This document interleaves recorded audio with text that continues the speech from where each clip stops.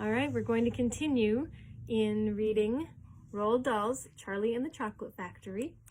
We got through chapter 3 last time, so starting with chapter 4, he was just finding out from Grandpa Joe why nobody ever goes into the factory and nobody comes out. Chapter 4, The Secret Workers. The next evening, Grandpa Joe went on with his story. "You see, Charlie," he said, "not so very long ago, there used to be thousands of people working in Mr. Willy Wonka's factory. Then one day, all of a sudden, Mr. Wonka had to ask every single one of them to leave, to go home, and never come back." "But why?" asked Charlie. "Because of spies." "Spies?" "Yes, all the other chocolate makers, you see, had begun to grow jealous of the wonderful candies that Mr. Wonka was making, and they started sending in spies to steal his secret recipes. The spies took jobs in the Wonka factory pretending that they were ordinary workers, and while they were there, each one of them found out exactly how a certain special thing was made." "And did they go back to their own factories and tell?" asked Charlie. "They must have," answered Grandpa Joe, "because soon after that, Fickelgruber's factory started making an ice cream that would never melt, even in the hottest sun. And then Mr. Prodnose's factory came out with a chewing gum that never lost its flavor, no matter how much you chewed it. And then Mr. Slugworth's factory began making candy balloons that you could blow up to huge sizes before you popped them with a pin and gobbled them up. And so on and so on. And Mr. Willy Wonka tore his beard and shouted, 'This is terrible! I shall be ruined! There are spies everywhere! I shall have to close the factory!' But he didn't do that," Charlie said. "Oh, yes, he did. He told all the workers that he was sorry, but they would have to go home. Then he shut the main gates and fastened them with a chain, and suddenly Wonka's giant factory became silent and deserted. The chimneys stopped smoking, the machines stopped whirring, and from then on not a single chocolate or candy was made. Not a soul went in or out, and even Mr. Willy Wonka himself disappeared completely.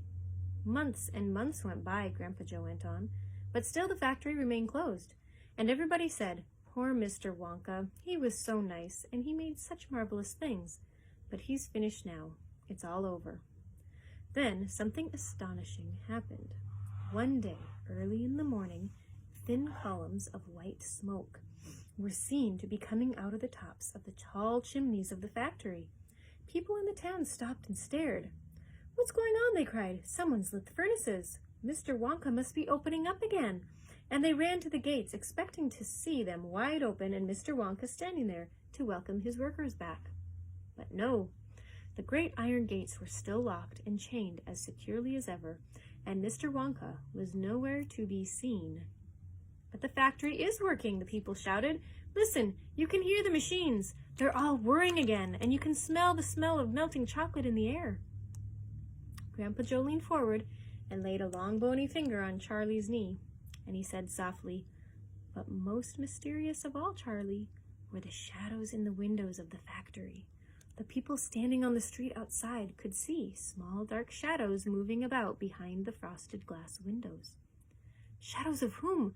Charlie said quickly. That's exactly what everybody else wanted to know. 'The place is full of workers,' the people shouted, 'but nobody's gone in. The gates are locked. It's crazy. Nobody ever comes out either.'"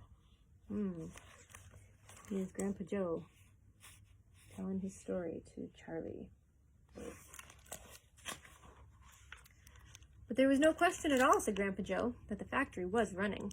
And it's gone on to run ever since, for these last 10 years. What's more, the chocolates and candies it's been turning out have become more fantastic and delicious all the time. And of course now, when Mr. Wonka invents some new and wonderful candy, neither Mr. Fickelgrubber, nor Mr. Prodnose, nor Mr. Slugworth, nor anybody else is able to copy it. No spies can go into the factory to see how it's made." "But Grandpa, who?" cried Charlie. "Who is Mr. Wonka using to do all the work in the factory?" "Nobody knows, Charlie." "But that's absurd. Hasn't someone asked Mr. Wonka?" "Nobody sees him anymore. He never comes out. The only thing that comes out of that place are chocolates and candies. They come out through a special trap door in the wall, all packed and addressed, and they are picked up every day by the post office trucks." "But But, Grandpa, what sort of people are they that work in there? My dear boy, said Grandpa Joe, that is one of the great mysteries of the chocolate-making world. We know only one thing about them. They are very small. The faint shadows that sometimes appear behind the windows, especially late at night when the lights are on, are those of tiny people, no taller than my knee. There aren't any such people, Charlie said. Just then Mr. Bucket, Charlie's father, came into the room. He was home from the toothpaste factory, and he was waving an evening newspaper rather excitedly. Have you heard the news? He cried. He held up the paper so that they could see the huge headline. The headline said, Wonka Factory to be opened at last to lucky few. 5 golden tickets. Ooh. Chapter 5. You mean people are actually going to be allowed to go inside the factory? Cried Grandpa Joe. Read us what it says, quickly. All right, said Mr. Bucket, smoothing out the newspaper. Listen. Evening Bulletin. Mr. Willy Wonka, the candy-making genius whom nobody has seen for the last 10 years, sent out the following notice today. I, Willy Wonka, have decided to allow 5 children, just 5, mind you, and no more, to visit my factory this year. These lucky 5 will be shown around personally by me, and they will be allowed to see all the secrets and the magic of my factory. Then, at the end of the tour, as a special present, all of them will be given enough chocolates and candies to last them for the rest of their lives.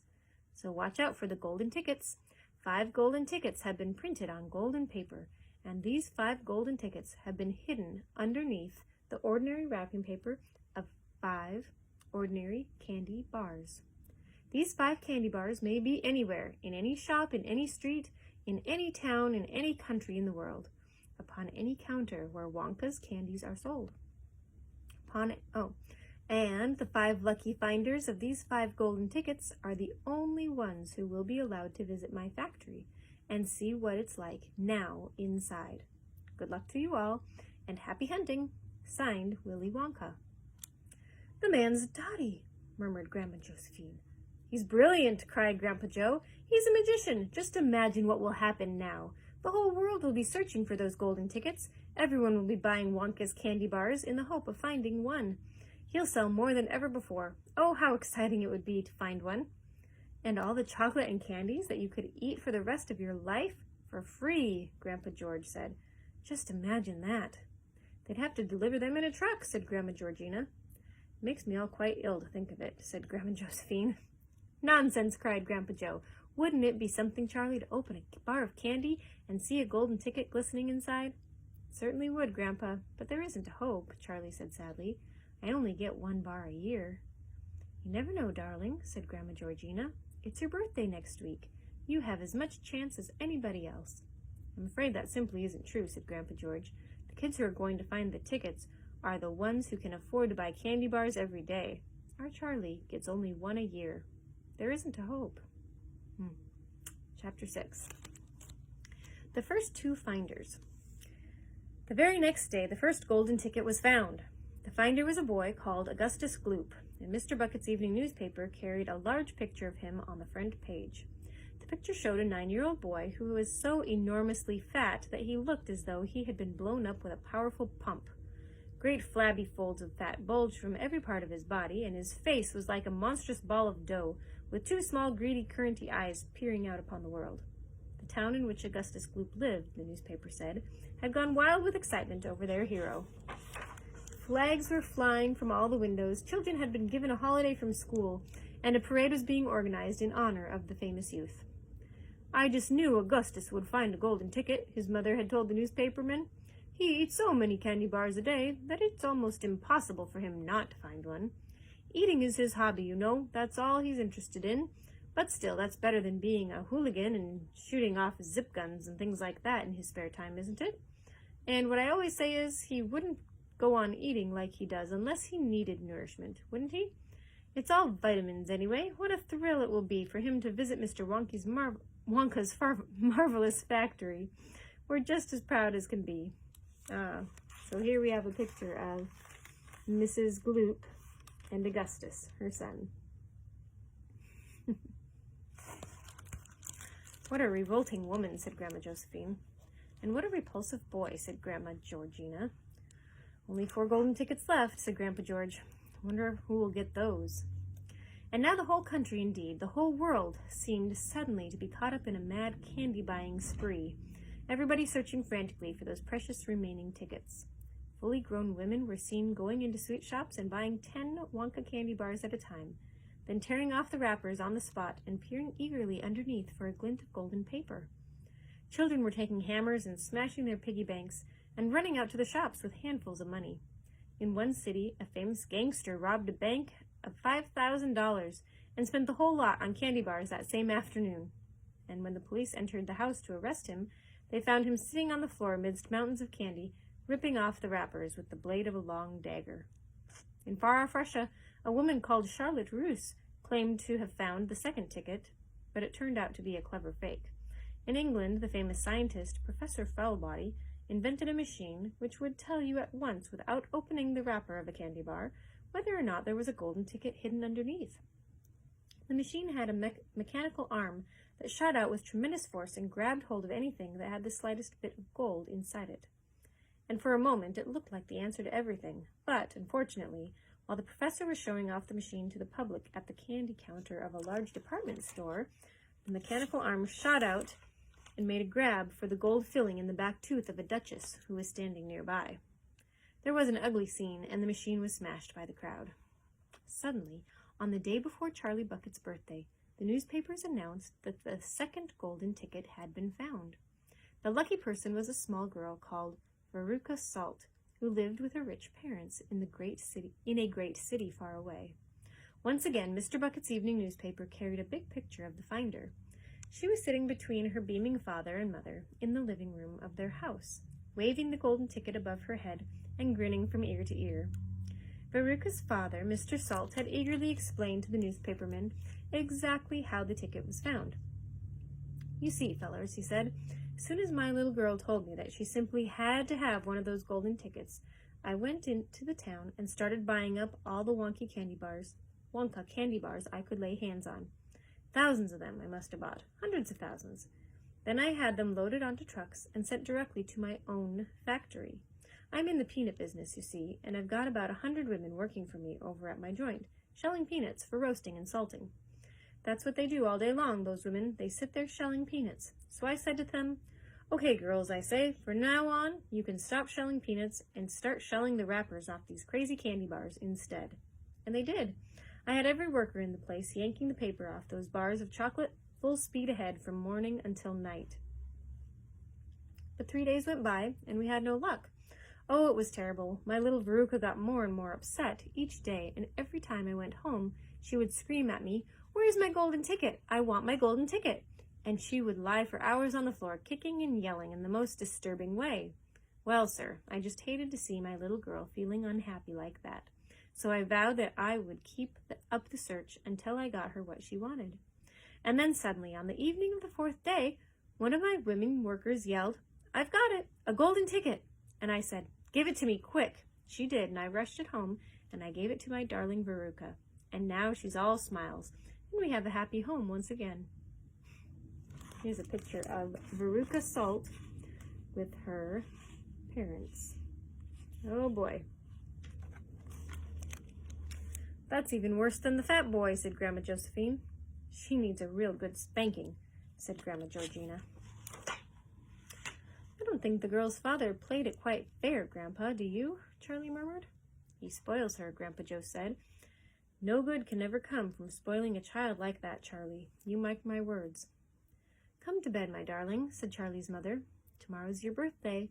Don't forget that, so I expect you'll be up early to open your present." A Wonka candy bar," cried Charlie. "It is a Wonka candy bar. A Wonka candy bar, isn't it?" "Yes, my love," said Mother. "Of course it is." "Oh, wouldn't it be wonderful if I found the third golden ticket inside?" Charlie said. "Bring it here when you get it," Grandpa Joe said. "Then we can all watch you taking off the wrapper." All right, one more chapter. Chapter 7. Does Charlie get a golden ticket on his birthday? Charlie's birthday. "Happy birthday!" cried the 4 old grandparents as Charlie came into their room early the next morning. Charlie smiled nervously and sat down on the edge of the bed. He was holding his present, his only present, very carefully in his 2 hands. Wonka's Whipple Scrumptious Fudge Mallow Delight, it said on the wrapper. The 4 old people, 2 at either end of the bed, propped themselves up on their pillows and stared with anxious eyes at the candy bar in Charlie's hands. Mr. and Mrs. Bucket came in and stood at the foot of the bed, watching Charlie. The room became silent. Everybody was waiting now for Charlie to start opening his present. Charlie looked down at the candy bar. He ran his fingers slowly back and forth along the length of it, stroking it lovingly and the shiny paper wrapper that made sharp crackly noises in the quiet room. Then Mrs. Bucket said gently, "You mustn't be too disappointed, my darling, if you don't find what you're looking for underneath the wrapper. You really can't expect to be as lucky as all that." "She's quite right," Mr. Bucket said. Charlie didn't say anything. "After all," Grandma Josephine said, "in the whole wide world there are only 3 tickets left to be found." "The thing to remember," Grandma Georgina said, "is that whatever happens, you still have the bar of candy." "Wonka's Whipple Scrumptious Fudge Mallow Delight," cried Grandpa George. "It's the best of them all. You'll just love it." "Yes," Charlie whispered, "I know." "Just forget all about those golden tickets and enjoy the candy," Grandpa Joe said. "Why don't you do that?" They all knew it was ridiculous to expect this one poor little candy bar to have a magic ticket inside of it, and that they were trying as gently and as kindly as they could to prepare Charlie for the disappointment. But there was one other thing that the grown-ups also knew, and then it was this, that however small the chance might be of striking lucky, the chance was there. The chance had to be there. This particular candy bar had as much chance as any other of having a golden ticket. And that is why all the grandparents and parents in the room were actually just as tense and excited as Charlie was, although they were pretending to be very calm. "You better go ahead and open it up, or you'll be late for school," Grandpa Joe said. "Might as well get it over with," Grandpa George said. "Open it, my dear," Grandma Georgina said. "Please open it. You're making me jumpy." Very slowly, Charlie's fingers began to tear open one small corner of the wrapping paper. The old people in the bed all leaned forward, craning their scraggly necks. Then, suddenly, as though he couldn't bear the suspense any longer, Charlie tore the wrapper right down the middle, and onto his lap there fell a light brown, creamy-colored chocolate candy bar. There was no sign of a golden ticket anywhere. "Well, that's that," said Grandpa Joe brightly. "It's just what we expected." Charlie looked up. 4 kind old faces were watching him intently from the bed. He smiled at them, a small, sad smile, and then he shrugged his shoulders and picked up the candy bar and held it out to his mother and said, "Here, Mother, have a bit. We'll share it. I want everybody to taste it." "Certainly not," his mother said, and all the others all cried, "No, no, we wouldn't dream of it. It's all yours." "Please," begged Charlie, turning around and offering it to Grandpa Joe. But neither he nor anyone else would take even a tiny bite. "It's time to go to school, my darling," Mrs. Bucket said, putting an arm around Charlie's skinny shoulders. "Come on, or you'll be late." And that is as far as we go today. All right. Enjoy the rest of your evening, all. We'll see you next time.